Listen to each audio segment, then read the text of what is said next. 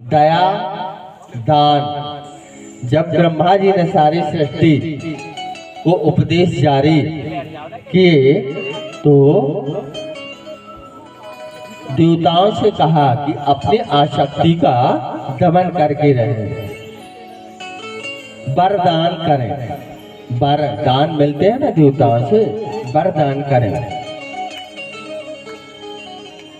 दानवों से कहा गया कि तुम दया का दान करना, क्योंकि तुम उग्र स्वभाव के हो तो दया अपना कर चलो और दया का दान करके चलना।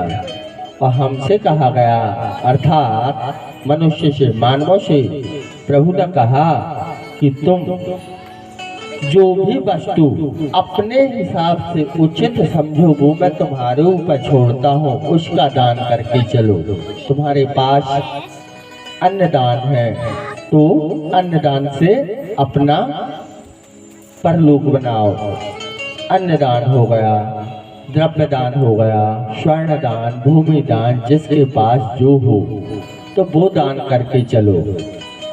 और जब कुछ भी ना हो तुम्हारे पास, मान लीजिए कि तुम्हारे पास हाथ भी ना हो, यदि किसी कारणवश तुम्हारे हाथों को भी कलिकाल ने छीन लिया हो तो केवल इतना करो कि अभिवादन, सम्मान दान करो।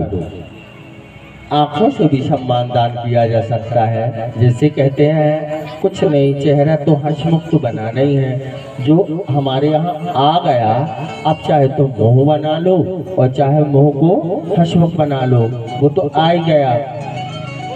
तो आवत ही हर से नहीं, नैनन नहीं सने। जहाँ पर खुशी का यदि आप मुंह बना लेंगे ना एक बार, तुम उसके यहाँ 10 बार जाओगे तो वो 10 बार तुमको हंस के बिठा लेगा।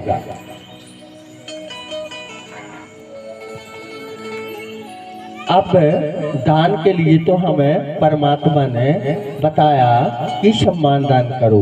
अब मान लीजिए वो तो घर की बात हो गई कि सम्मान दान बिठाने के लिए हाथ का मुंह बना लिए या वैसा विवादन कर दिए। कहीं रास्ते में हो, किसी भी जगह हो, किसी भी स्थान में हो, कोई देवी देवता हो जो आदर्श रूप में आदर्श शक्तियाँ होती हैं, तो उनके लिए क्या करना चाहिए? तुम झुका दो नयन वंदना हो गई।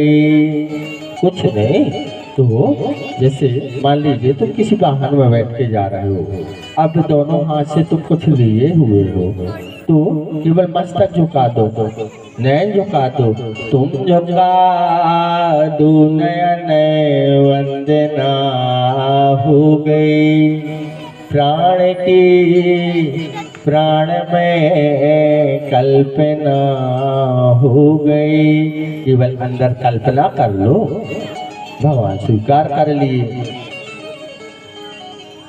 और दान का मतलब ये नहीं है, आप लोग भी कहते हैं हम तो उपदेश यहाँ से दे रहे हैं, लेकिन बाकी उपदेश भी आप इस लोगों से सीखे हैं हम, कि जितनी शक्ति उतनी भक्ति। तो सामर्थ्य के हिसाब से ही दान देना उचित होता है। ये नहीं कि तुम्हारे यहाँ गंगा बहे और कोई प्यास से तड़प के मर जाए, उसको भैया अपनी इच्छा से दे रहे हैं। जितना हमारा मन, एक बूंद दे दो, एक बूंद में उसकी प्यास मिट जाएगी? नहीं, आपके पास तो गाघर भरी थी ना, एक गिलास दे सकते थे, उसके प्राण बच जाते। तो दान भी अपने सामर्थ्य के, अपने ऐश्वर्य के अनुसार करना चाहिए। 2 कंजूस व्यक्ति थे, गए मंदिर, हे भोलेनाथ, हे त्रिपुरारी, हे कन्हैया, हमारे ऊपर ऐसी कृपा करो कि हमें कुछ नहीं, ज़्यादा 50-50 हज़ार की व्यवस्था कर दो नाथ, कहीं से भी हम उसमें से तुम्हें अपनी श्रद्धा के हिसाब से कुछ चढ़ाएंगे प्रभु। और ऐसा ना सोचो कि कम चढ़ाएंगे, जब तुम हमारे लिए इतना करोगे, इतना सारा 50,000 प्रदान करोगे, तो हम भी थोड़ी सा हिसाब ही से करेंगे उसमें से दान। बोले ठीक है। तुम्हारे मंदिर में आके तो वहीं का दान कर देंगे जो तुमको विश्वास रहा आए कि हाँ हमने किया। कहीं और जाके करेंगे और बताएंगे तो तुम विश्वास न करोगे, इस कारण हम तुम्हारे मंदिर में तुम्हें के पास तुम्हें ही दान कर देंगे। अब हो गई उनकी कृपा भगवान की, कहीं से 2-4 दिन में उनको 50-50 हजार की हो भी गई व्यवस्था। अब बहुत खुश। अब जो एक कंजूस आया मंदिर में तो वचन दिया था कि मैं अपने शक्ति के हिसाब से तुम्हारी भक्ति करूंगा, तो मुझे इतना दान प्रदान कर दो प्रभु। गया तो भगवान जैसे बैठे हैं मंदिर में तो एक रेखा खींचता है और एक रेखा खींचने के बाद कहते हैं प्रभु अब देखो हमने तो दान करने की बात की थी जितना, लेकिन अब जितना ले सको हम तो पैसे जितने आपने दिए हैं यहाँ पर डाल रहे हैं। लाइन के जितने उस पार गए तो वो तुम्हारे और जो इस साइड रह गए तो वो हमारे। अब कंजूस अब भगवान को चढ़ा नहीं होता तो ऐसी प्रक्रिया ऐसी क्रिया करता, फेंका भी इतने जम से कि लाइन के उस साइड शायद ही कादई जा पाए। गए 2-3 चटके चले गए, मोहरें दे मिली तो 1 आध 2 4 उस साइड चली गई। खड़ा हो गया भगवान के सामने, बस प्रभु आप तो इतने संतोषी हो, इतने ही संतोष कर लिए। चलो उनको चरण बंदना की, वो 2-4 सिक्के मोहरें उनको चढ़ा के चला गया अपना। और जो दूसरा कंजूस था, आए दोनों मित्र थे, दूसरा कंजूस था वह भी कहने लगा मैं थोड़ी इसके जैसे मूर्ख हूँ जो भगवान को ऐसे फेंक के दान करो चढ़ाओ। तो वो उसको देखने की इच्छा हुई कि ये कैसे चढ़ाता है। तो दूसरा गया तो कह भगवान मैं यहाँ से देखो तुम रहते हो कहाँ पर ऊपर और हम रहते हैं नीचे, तो हम यहाँ से फेंक रहे हैं, जितने ऊपर रह गए वो तुम्हारे और जितने नीचे आ गए वो हमारे। अब फेंका ऊपर सारे मोहरे सारी दौलत, नीचे पूरा उठाया। भगवान का बहुत बहुत धन्यवाद किया, कई बार पैर पड़ा कि भगवान आप तो हमारे ऊपर इतने प्रसन्न को लेने नहीं चाहते, पूरा ही दे दिया हमको। अब जो पहला वाला देखता रहा कि लाइन खींच के मैंने गलती कर दी, मेरे जो 2-4 वहाँ चले गए, मेरे को भी ऊपर ही फेंक किया देना था। तो पूरे यार बोले लाल बिहारी लाल की।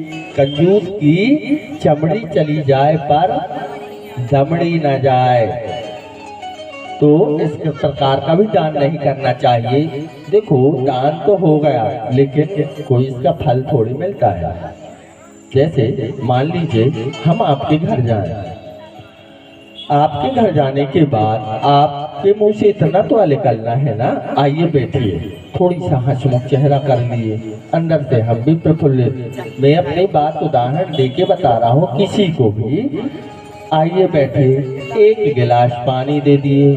1 गिलास पानी देने में तो तुम्हारा कुछ घटा नहीं, ना तो जल तुम्हारा है, जल दो पृथ्वी से जितना चाहो उतना भगवान ने हमको दान में दे रखा है, उपयोग करो, कोई तुम्हें मूल तो देना नहीं। इतना करने के बाद तुम्हारा क्या जाता है, वो ना इतना प्रसन्न होके जाता है। कोई भी व्यक्ति छोटा हो बड़ा हो, जात का हो ऊंच हो नीच हो, सबके साथ अच्छे प्रेम से वार्तालाप करने में क्या जाता है हमारा। तो और सुनो, ये जरूरी नहीं कि ब्राह्मणों से संतों से देवताओं से ही आशीर्वाद लेने में मिले। जब आप लोग बताते हैं, कहते हैं कि तुलसी हाय गरीब की कबहू न फल जाए, जब उसकी हाय लग सकती है तो उसकी दुआ भी तो लगेगी तुमको। तो ऐसा करना चाहिए कि जो रास्ते में चल रहे थे उस रास्ते को बदल के थोड़ा सा प्रयास करो, अपने आप शांति, अपने आप सुख और अपने आप तुम्हारी प्रतिष्ठा बढ़ने लगेगी। सब लोग कोई जरूरी नहीं कि तुम सामने हो तभी तारीफ करे। कहीं भी जाके जैसे आप भोजन कहीं अच्छा मिल गया तो 4 जगह बताते हो भाई वहाँ तो इतना सुंदर व्यवस्था। ऐसे सभी के गुणों की भी इसी प्रकार से बातें होती हैं, चर्चा हो जाती है। तो कहने का मतलब गुणा सर्वत्र पूजे, गुणों की सब जगह पूजा होती है। और बिन गुण लहे ना कोई, बिना गुण के तो कोई नहीं हमें चाहने वाला ना पसंद करने वाला। बोले वृंदावन बिहारी लाल की। कल क्या था? कन्हैया का प्रकट होना, प्रकटोत्सव, जन्म मनाने के बाद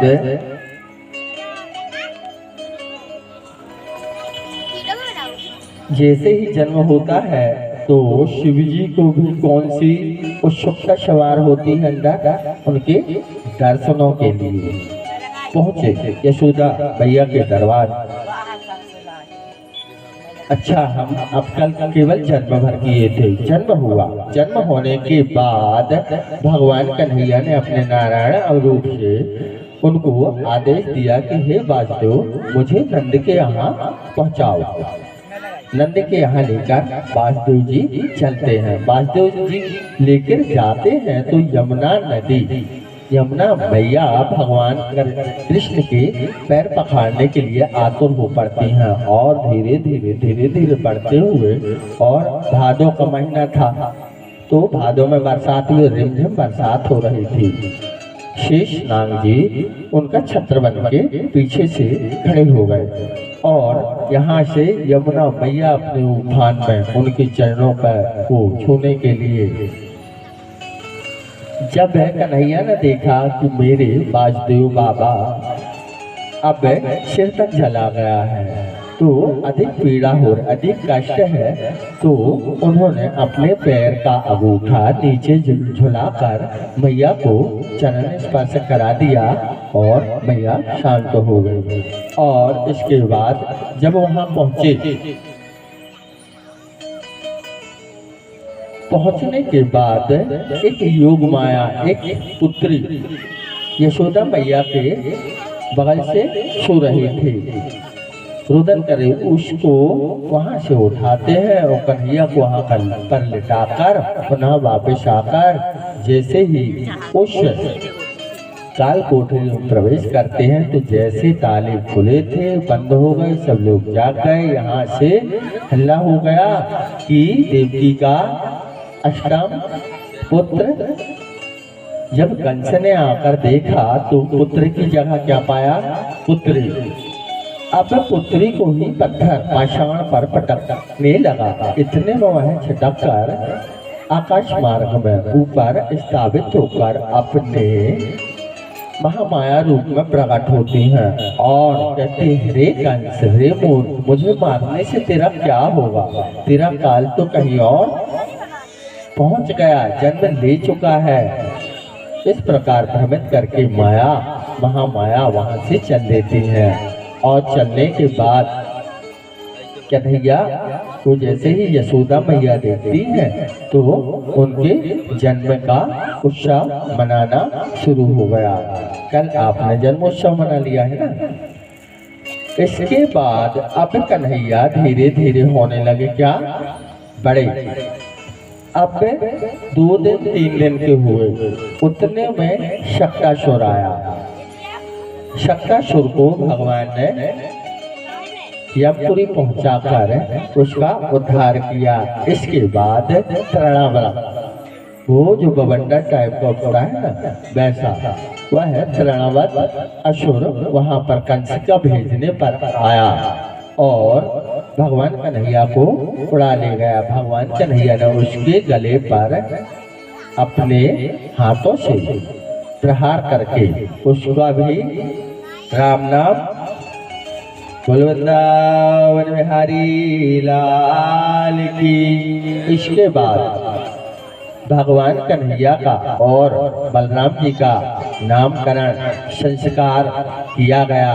16 संस्कारों में से नामकरण संस्कार एक उच्च कोटि का संस्कार है। तो गर्गाचार्य जी को बुलाया गया, जो यादवों के गुरु थे। उनका नामकरण संस्कार किया गया। बड़े जो वो वर्ण वर्ण के थे, उनको बल बहुत तेज झलक रहा था उनके मस्तक पर, और उनकी भुजाएं भी एकदम क्षत्रियों जैसी थी। उनको देखकर उन्होंने कहा, इनके अतुलित बल, बहुत बल है इस कारण, और सौम्यता भी अति सौम्यता है, इस कारण इनका नाम बल राम रखते हैं। तो बलराव का नाम बलराम रखा गया। और शामवर्ण अष्टमी तिथि थी, बुधवार का दिन था, रात्रि के 12 बजे थे, और भादों का महीना था। उस प्रकार से हिसाब लगाकर पूरी गणना करके श्री भगवान का नाम उन्होंने रखा कृष्ण। अब क्रा सबसे प्रथम शब्द में ही क्रा की मात्रा जब जोड़ी गई, तो मैया ने प्रश्न किया, तो तब कहा उन्होंने कि जिस प्रकार का इसका नाम है, उस प्रकार का इसका स्वरूप भी होगा, इसकी चाल भी होगी और इसकी ढाल भी होगी। तो कन्हैया जैसे उनका नाम, उनके शब्द आए, उनकी सारी चाल, उनकी सारी विशेषता अपने जीवन में उसी प्रकार की रही। भगवान कन्हैया इस धराधाम में 125 वर्ष में ही अपना धर्म कर्म करके इस धरा से अत्याचार को समाप्त कर दिया। नामकरण होने के बाद भगवान कुछ और बड़े हुए और होने लगे कैसे, घुटनों के बल। तो ठुमक चलते कृष्ण चंद्र बाजत पैजनिया, उनके पाँव में जो पैजनिया घुंघरू वाली बाजने लगे, कमर में जो पहने कमर कशी सब। इस प्रकार आनंद भगवान यशोदा मैया को और नंद बाबा को प्रदान करने लगे। धीरे धीरे करके और बड़े हुए, फिर गोकुल में भ्रमण करने लगे। गोकुल में भ्रमण करते हुए फिर बाद में तोतली भाषा से सभी को रिझाने लगे। फिर माखन की चोरी, एक बार भगवान कन्हैया माखन की चोरी घर में किए, दूसरी बार भी किए, तीसरी बार धीरे धीरे उनकी हो गई माखन की आदत। तो उनके पैर पड़ गए बड़े से, तो बड़ी चोरी करने लगे। माखन की चोरी नंदलाल करें, आओ कन्हैया तुम्हें प्यार करें। माखन की चोरी नंदलाल करें, आओ कन्हैया तुम्हें। मैया सोचिए, यदि आपका बाला हम या और भाई, यदि तुम्हारे पुत्र बिगड़ जाए, चोरी वगैरह करने लगे, तो आप क्या करेंगे? उसको मारेंगे, डांटेंगे, दंड देंगे। लेकिन उनकी मैया भी इतनी भोली है, इतनी सुंदर है कि चोरी करने लगा तो चोरी में भी इतनी प्रसन्न, इतना सुख ले रही है कि और उनको लाड़ लड़ा रही है। और लाड़ जब जब मिलता है तो कन्हैया को मालूम नहीं कि चोरी गलत होती है, मैया खुद नहीं समझा रही है और खिला रही हैं और लाड़ लड़ा रही हैं। तो एक बार मैया पहुंची यमुना जी के किनारे और कन्हैया को साथ में लेकर, अब कन्हैया को बिठा दिया और करने लगी अपना जो भी कार्य, स्नान ध्यान, वस्त्रों को धुलना वगैरह। जब वहां से धुल रही थी वस्त्र, तो एक सखी एक आई, यशोदा तेरा लल्ला माटी। तो उतनी समय पृथ्वी मैया ने कहा, हे नाथ, हे सर्वेश्वर, आपने सभी को सुख प्रदान करने के लिए धराधाम पर प्रकट हुए हो तो मुझे भर पीड़ा क्यों, मेरा भी तो भोग लगाइए। तब मैया के उस आग्रह पर भगवान ने एक मिट्टी की ढीली उठाए और लगा दिया भोग। मैया पृथ्वी शांत हो गई और प्रसन्न हो गई। इसके बाद जब मैया उनके निकट पहुंची तो तीन लोग पल में दिखलाया। देखो आने के बाद कन्हैया तूने मिट्टी खाई, कन्हैया तूने मिट्टी खाई नहीं, वह लट्ठी, एक लट्ठी डर के लिए, मारने के लिए नहीं ली थी, एक डर के लिए एक लकड़ी ली, लट्ठी ली और डराने लगे, मुंह खोल, बाहर निकाल, थूक। लेकिन कन्हैया उतने समय अपना मुंह बंद करके बैठे। तो एक समय श्री कृष्ण कन्हाई छपी हुई मुख माटी, यशोदा जब डांटी। मैया कहे मुख खोल दिखाओ, कृष्ण कन्हाई ने जब मुख बायो, छूटी कर से लाठी, यशोदा जब डांटी। जैसे ही मुंह खोला उनके हाथों से लाठी छूट गई। तीन लोग पल में दिखलाया, तीन लोग मुख में दिखलाया, छूट गई कर से लाठी, यशोदा जब डांटी। मैया तो अब उनकी लीला भगवान जाने, उनके संभालने में न मन रहा न उनका शरीर रहा, चक्कर खा के गिर गए। तीन लोग 14 भुवन, कृष्ण बलराम कंस, सारी सृष्टि उनके मुख में दिखने लगी। इस प्रकार भगवान ने अपनी माया का एक अंश अपनी मैया को दिखाया। बोल वृंदावन हरि लाल की। भगवान की गुप्त लीलाएं। अब देखो भगवान तो बाकी कार्य करते रहे लेकिन कुछ गुप्त लीला भी कर किए। अब गुप्त लीलाएं ऐसी कि जो मैया के सामने नहीं, जैसे गोपियों का वस्त्र हरण, चीर हरण। भगवान कन्हैया अपने ग्वाल वालों के साथ, मित्रों के साथ उस गोकुल नगरी में घूमते हुए इस प्रकार का सबको प्रसन्न, इस प्रकार का सबको सुख प्रदान करने लगे कि जिसकी कोई कल्पना भी नहीं। जहाँ पर लक्ष्मी होती है तो वहाँ पर क्या होता है, आप लोग आरती में गाते हैं ना, तुम बिन आग न होते, वस्त्र न कोई पाता, जय लक्ष्मी माता। जहाँ पे लक्ष्मी होती है, वस्त्र, आभूषण, सारी शांति, सारे सुख वहाँ पे होते हैं। लक्ष्मी जहाँ होती है तो फिर तो वो कौन थे, लक्ष्मी पति। जहाँ पर लक्ष्मी पति हो जाए तो लक्ष्मी तो वहाँ झाड़ू लगाए, है ना। तो वहाँ पर इस प्रकार की जलवायु, इस प्रकार का होने लगा।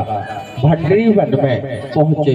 भंडरी वन में मैया राधा के साथ उनका कहते हैं, गर्ग संहिता में लिखा है कि भंडरी वन में श्री ब्रह्मा जी ने उनका विवाह कराया। साथ में नहीं थे लेकिन विवाह वहाँ पर फेरी वगैरह जो भी हुए हो तो श्री ब्रह्मा जी ने कराया।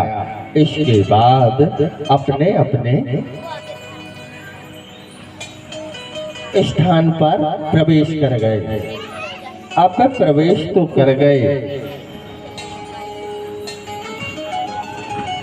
अब जो गोपी लोग और गोपजन आए थे वो कौन थे, ये बताओ, मालूम है? गोपियां थी स्वयं बड़े बड़े ऋषि मुनि, बड़े बड़े देवता सब भगवान का इस धरा पर साथ निभाने के लिए गोपियां रूप में आए थे। भगवान ने कई जन्मों में कई समय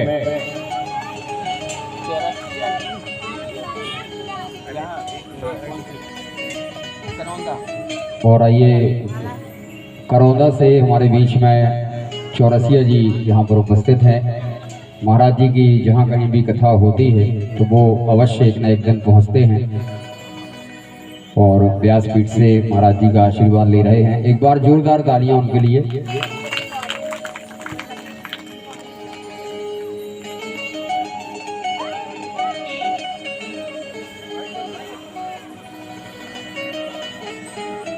इस प्रकार का भंडरी वन के बाद देवताओं ने उपस्थित होकर उनको आशीर्वचन दिया और नाथों के नाथ भगवान श्री कृष्ण जगन्नाथ परमात्मा इस धराधाम पर अपनी लीला करने लगे। अब लीला की बात तो छोड़िए, एक बार मैया को अब धीरे धीरे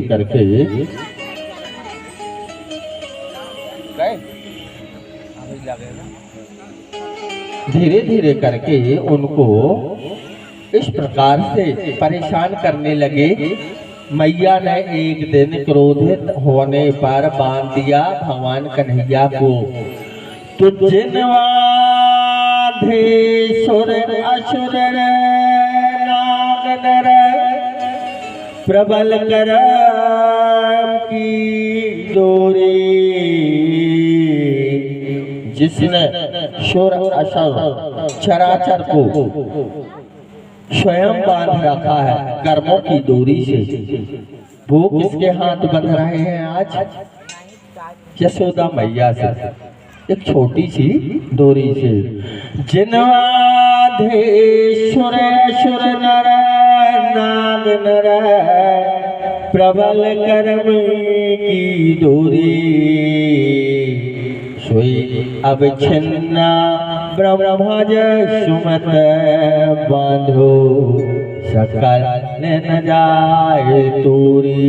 जिसको यशोदा मैया बांधती इतनी सी रस्सी से, वो उस बंधन को नहीं छोड़ रहा है जो सबकी 84 काट के 84 को छोड़ के बंधन से मुक्त करता है। वह अपने को खुद से एक छोटी सी रस्सी से मुक्त नहीं कर पा रहा। बोलो वृंदावन में हरि लाल की। अब भगवान इस कारण बंधे थे क्योंकि यमला अर्जुनों का उद्धार करना था।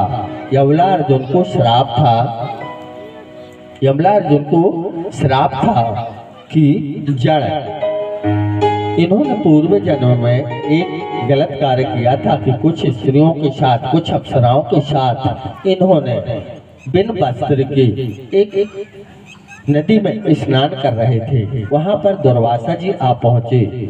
ना तो किसी प्रकार का अभिवादन, ना तो इन्होंने मर्यादा ही ढांकी।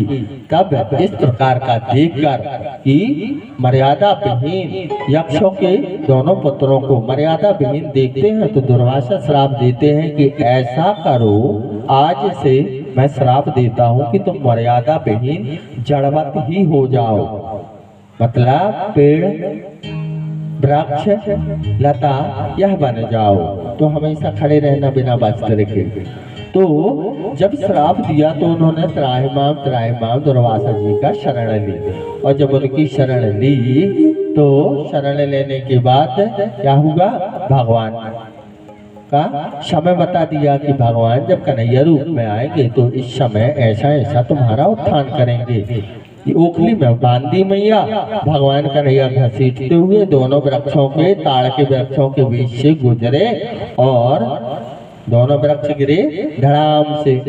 अब दोनों वृक्षों का उद्धार हो गया। उनसे एक ज्योति और 2 पुरुष प्रकट हुए और भगवान कन्हैया को सादर चरण वंदन करके अपने धाम को चले गए। बोलो वृंदावन बिहारी लाल की।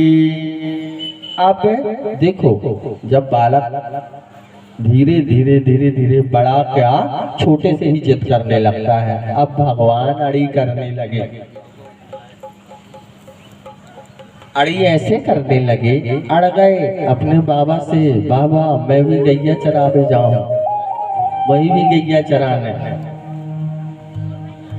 अब बोले बेटा तुम अभी बहुत छोटे हो, गाय चराना तुमको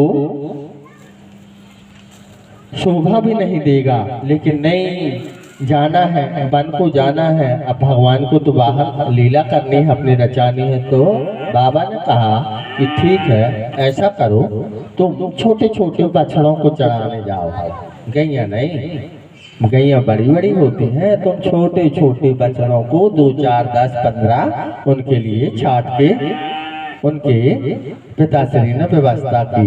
अब चल दिए छोटे छोटे गैया, छोटे छोटे ग्वाल, छोटो जो मोरो मदन गोपाल। कहाँ गई गौएं, कहाँ गए ग्वाल, कहाँ गए मोरी मदन गोपाल। बन गई गौएं, बन गए ग्वाल, गए मोरी मदन गोपाल। अब कन्हैया से उनके बाबा बोले, कन्हैया देख ज्यादा इनके पीछे ना लगना, बाकी अपने दासों को भेजे दे रहा हूँ, परेशान ना होना, ज्यादा गले तेज आवाज करके ना इन्हें चिल्लाना, तेरा गला खराब हो जाए। ऐसा करके उन्हें समझाने लगेंगे।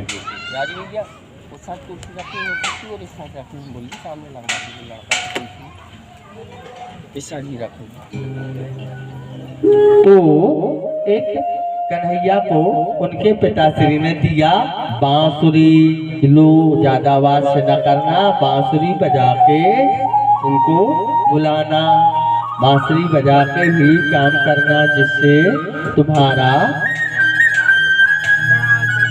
तुम परेशान ना हो। अब बांसुरी तो ले लिए, जो भी भोजन की व्यवस्था उनकी मैया ने करके दी, तो लेके चले जंगल।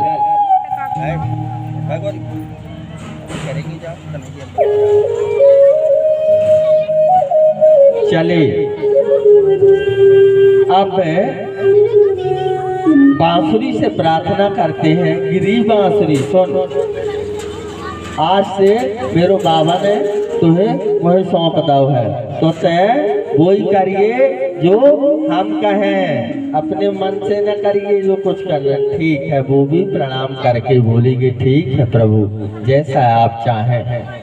इसके बाद जब उस पर फूंक मारने लगे तो सरस्वती मैया से प्रार्थना करते हैं कि या तुमने तो सहार हार धवला, या चो प्रवशतावरा, या वीणा वर्णंड मंडित कराया शीश पद्मासना, या ब्रह्माच्युत शंकर प्रवर्ति विधि वै सदा वंदिता, श्यामानुपात सरस्वती भगवती निशेषायाड्याम्पहा।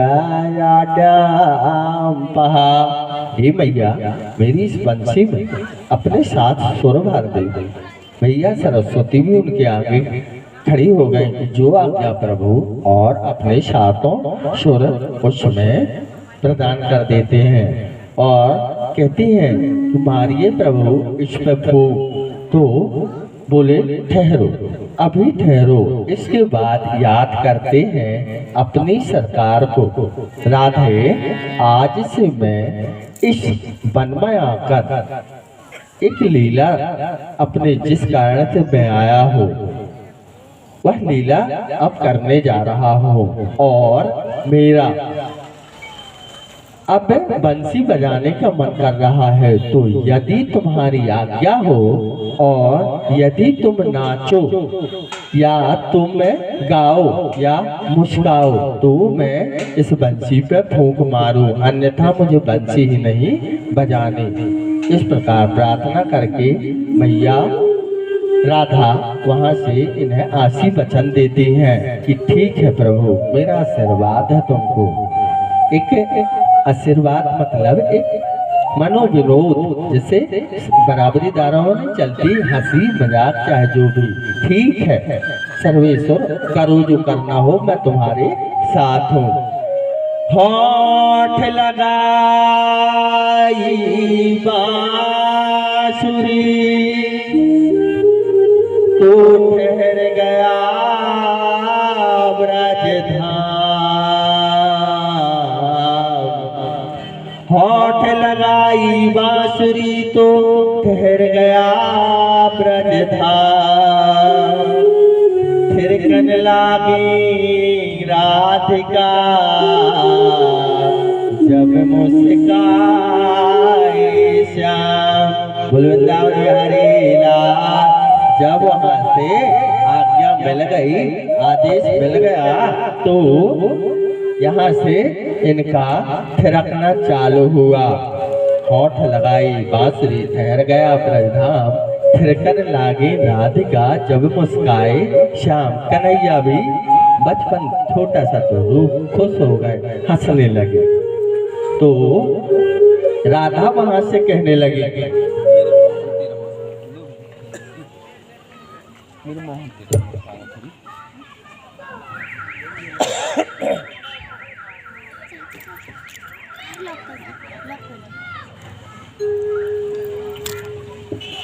राधा मैया कन्हैया से कहने लगी, मेरे मोहन तेरा मुस्कुराना, मेरे कान्हा तेरा मुस्कुराना भूल जाने के काबिल नहीं है। भूल जाने के काबिल नहीं है। मेरे श्यामा तेरा मुस्कुराना, मेरे गाना तेरा मुस्कुराना भूल जाने के काबिल नहीं है। मेरे मोहन तेरा मुस्कुराना भूल जाने के काबिल नहीं है। भूल जाने के काबिल नहीं है। भूल जाने के काबिल नहीं है।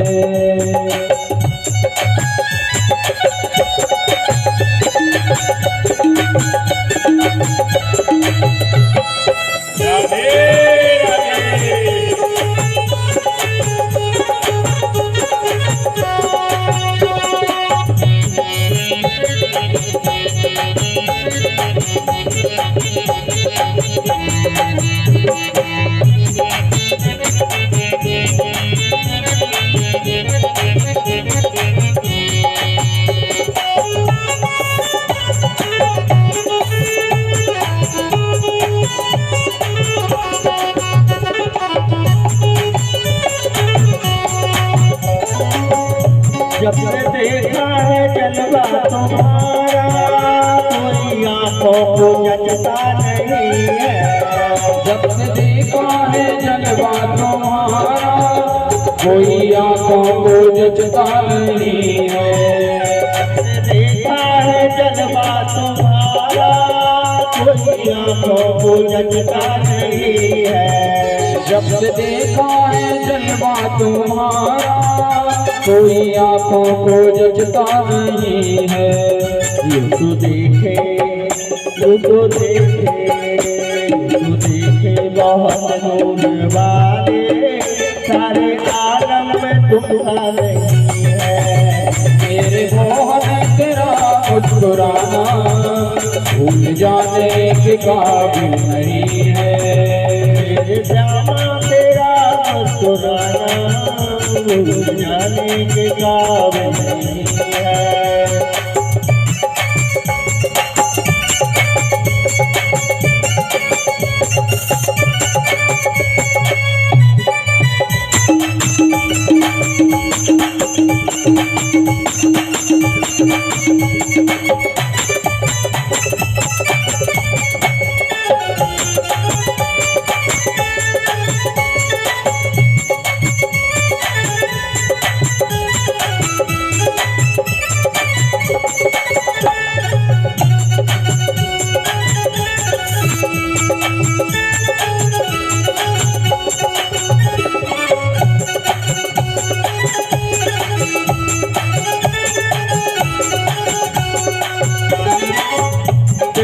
सूरत पे कुर्बान जाऊं, तेरी आंखें हैं आंखें के प्याले, तेरी सूरत पे कुर्बान जाऊं, तेरी आंखें हैं आंखें के प्याले, तेरी सूरत पे कुर्बान जाऊं, तेरी आंखें हैं आंखें के प्याले, तेरी सूरत पे कुर्बान जाऊं, तेरी आंखें हैं आंखें के प्याले, जिनको नजरों से जिनको नजरों से तूने मिलाई, होश आने के काबिल नहीं है, मेरे मोहन तेरा मुस्कुराना भूल जाने के काबिल नहीं है, मेरे श्यामा तेरा मुस्कुराना भूल जाने के काबिल नहीं है।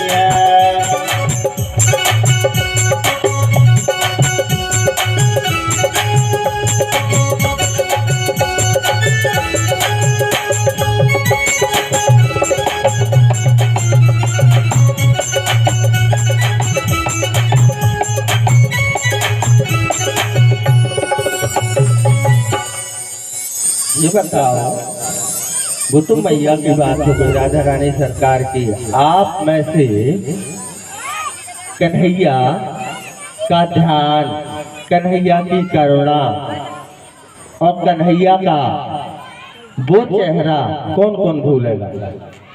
हाथ उठाओ। भूल जाओगे? अरे उनसे प्रार्थना करो कि प्रभु कभी न भूलें। कितना प्रार्थना नहीं करता आदमी की, इतना तू करना स्वामी, जब प्राण तन से निकले, मेरा सावरा निकट हो, जब प्राण तन से निकले। भगवान से तो हम सब बार बार प्रार्थना यही करते नहीं कि भगवान कुछ भी हो, कैसे भी दंडित कर, अच्छा ना बुरा ना, लेकिन हमारे प्राणों का जब अंत होना तो तेरा नाम मुख में हो और तो मेरी नजरों के सामने तुम हो, इतना भर कर लेना स्वामी। वृंदावन हरि लाल की।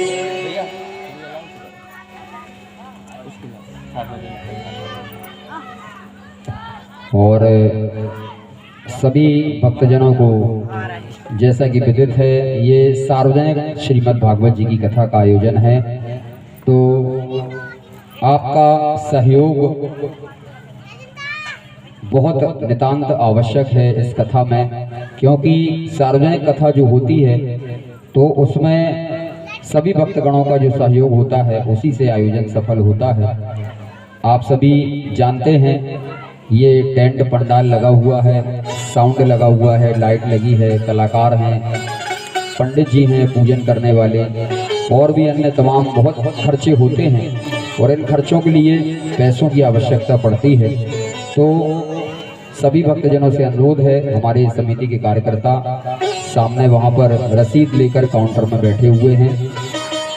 सभी भक्तगण जिनको प्रभु ने जो जैसा दिया है उस हिसाब से आप जो भी इस आयोजन में सहयोग करना चाहते हैं तो वहाँ पर काउंटर पर अपनी रसीद कटाएं और इस भागवत की गंगा में आप भी डुबकी लगाएं, अपना सहयोग देकर पुण्य हासिल करें। और जो भक्तगण इस आयोजन में अपना सहयोग प्रदान करेंगे उनका नाम यहाँ पर रसीद के माध्यम से पहुँचेगा, उनका नाम यहाँ से अनाउंसमेंट किया जाएगा और परमात्मा के खाते में तो आपका नाम लिखा ही जाएगा। वहाँ से बड़ा पुण्य तो और कोई है ही नहीं। तो सभी भक्तगण बढ़ चढ़कर इस आयोजन में अपना सहयोग प्रदान करें और दान देकर और अपना सहयोग देकर इस आयोजन को सफल बनाएं। जय श्री राधे। राधे राधे। एक घड़ी आधी घड़ी आदहु से पुनियाद, तुलसी चर्चा राम की हर कूट अपराध। देखिए अब हम एक आपको उदाहरण भरी कथा सुनाते हैं कि झूठे शब्दों से भी भगवान के कितना उसको फल मिला। एक बार सज्जन पुरुष, जिनको कहें कि धनवान पुरुष की पत्नी उनसे बोली कि भागवत चल रही है, ना हो तो एक आध दिन हुआ भागवत। अरे आज टरका दिए, 2 दिन टरका दिए, 3 दिन, चौथे दिन, 1 दिन। अब कहीं से इनका आना था धन, समय कट नहीं रहा था, बेचैनी हो रही थी। घर में बैठे तो निंद्रा ना गिर ले, वो आने के देने की जगह लौट के ना चला जाए। चलो पास में ही है, तो पहुँचे कहाँ? कथा पंडाल में। अब देखो, जब कोई संपन्न व्यक्ति उस स्थान पर आता है जो जिस लायक होता है, तो सभी लोग एकदम उनको सम्मानित करने लगे, आइए आइए, और आसन दे दिए। संपन्न व्यक्ति भी अपने उसमें मद में आ गई। जब सभी ने उनको आदर दिया, आसन दिया, आइए आइए, तो आए, एक आसन दिया गया और आसन पर उनको बिठाने के बाद तिकोना की व्यवस्था की गई। तो आइए बैठिए। दोस्त कितने शब्द सुन पाए उन्होंने? आइए आइए बैठिए, बैठ गए। इसके बाद 2-4 तरफ नजरें घुमा के देखी उन्होंने, और इसके बाद जैसे ही यहाँ से गुरु वंदना करके व्यास जी महाराज अपनी कथा चालू किए, वहाँ पर उनको लग गई नींद, सो गए। अब सोने के बाद पूरी कथा हो गई, भक्त पूरे चले गए, जजमान चले गए, पंडित जी चले गए, व्यास जी चले गए, पंडाल एकदम सूना। केवल एक व्यक्ति बैठा रहा। कौन सा व्यक्ति? जिसकी फट्टी में वो संपन्न आदमी बैठे थे कि उठ जाए तो हम अपनी फट्टी घर ले जाएं। अब जगह भी नहीं सकता, हिला भी। थोड़ी देखो, समर्थ को नहीं दोष बताएं। जो समर्थवान होता है ना, बड़ा होता है, तो उससे आदमी कुछ भी करने में थोड़ा सा झिझकता है। इसके बाद अब उसने हिम्मत करके जब देखा कि अति हो गई, उनको हिलाने लगा। हिला के बोला, उठा। सज्जन पुरुष उठे, एकदम बड़े आदमी जी उठे। वाह, हो गई कथा? हाँ हो गई, उठिए। वाह, आनंद आ गया। कथा कितनी सुननी थी उनको? कितनी सुनी थे? कुछ नहीं, केवल आनंद लिए थे उन्होंने नींद का, और आनंद आ गया उनको। हाँ ठीक है, आनंद ले लिए। अब ऐसा करिए, मेरी फट्टी से उठिए और आप भी घर जाइए, मेरे को भी जाने दीजिए। अब चले अपने घर। इसके बाद 3-4 घंटा तो यही सो लिए थे। वहाँ जाने के बाद भोजन प्रसादी हुई। इसके बाद उसकी पत्नी ने कहा कि और सुनाए भागवत आप, अच्छी लगी?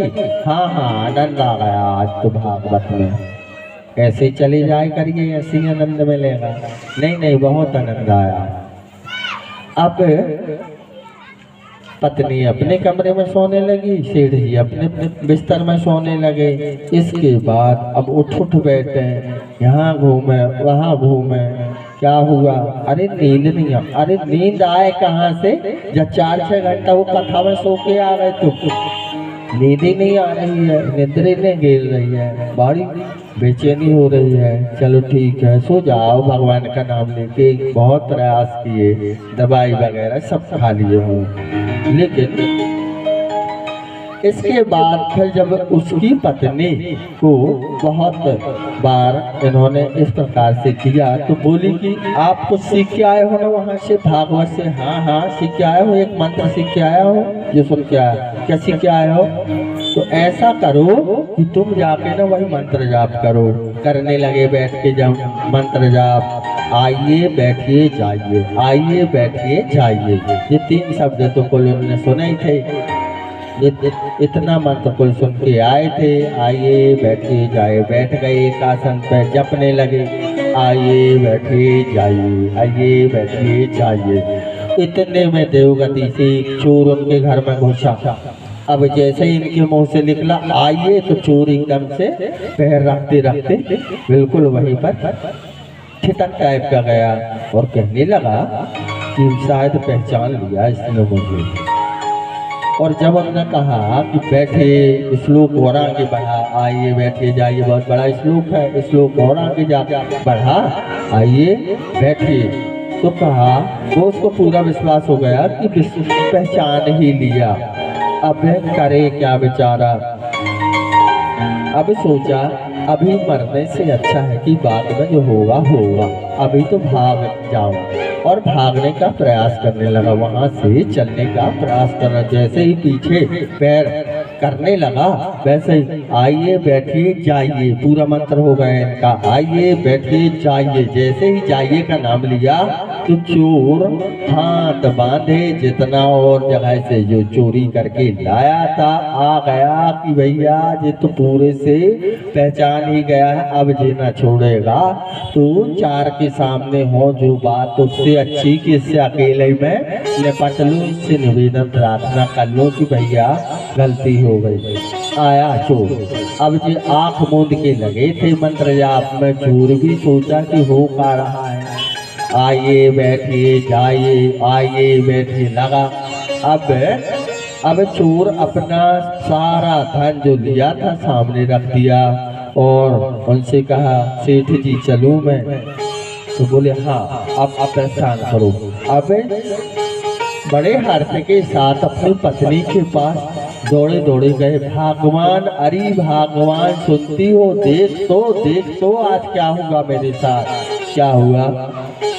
वो जो मंत्र सीख के आया था ना मैं, कितने जल्दी वो मंत्र सिद्ध हो गया। देख तो भगवान ने जी मतलब कितना सारी माया की व्यवस्था की। तो पत्नी अपने माथा पे फूटने लगे, गुजरने लगे कि धन्य है, और समझाने लगे कि स्वामी जब आप भागवत जी में केवल और केवल गए कितने बार, एक बार गए और वहां से लेके आ गए केवल 3 शब्द झूठ मूठ के। झूठ मूठ मतलब झूठ ही है, व्यवहार मान समझ झूठ मूठ के लेके आ गए। अब सोचो यदि यही उपदेश, यही मंत्र, यही ध्यान यदि सच्चे मन से आप करके आते और सच्चा भगवान का नाम लेके आते, तो जब झूठ में इतना फायदा हुआ तो सत्य में कितना फायदा ना होता। बोलो हरे लाल की। आवत ही हर से नहीं, नैनन नहीं सने। देखो मैं तुम्हारे यहाँ आऊँ, एक दिन रुको, मेरी परवस्था होगी कि देखो आज के समय में किसी के पास इतना समय नहीं है कि तुम्हारे यहाँ 2-4 दिन डला रहे या रुके। अब मैं एक दिन रुका, तुमने हर्ष के साथ मुझे लिया, अब मैं दूसरे दिन रुको, तीसरे दिन रुको, तो फिर